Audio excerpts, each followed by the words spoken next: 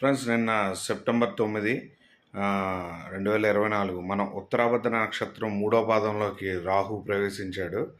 ఇక్కడ last time మనం అనుకున్నట్టు 8 నెలలు శాపిత దోషం అని ఏపీ గవర్నమెంట్కి అనుకున్నాం.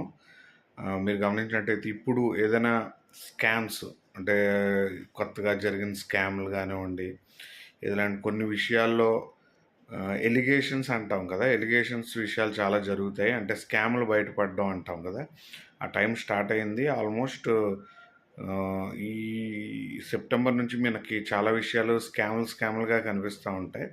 ప్లస్ ప్రకృతి వైపరీత్యాల రీత్యా మనం చూసుకున్నట్టయితే నాకు తెలిసినంత వరకు ఆరోగ్య సమస్యలు ఎక్కువై చాలా ఇబ్బందులు, 2 రాష్ట్రాలు ఇబ్బందులు పడతాయి. ఎందుకంటే వర్షాల వలన కాదు, సమ్ వైరల్ డిసీజెస్ అనేవి కొత్తగా చూస్తాం. కొత్తగా అంటే సడన్గా జరుగుతాయి.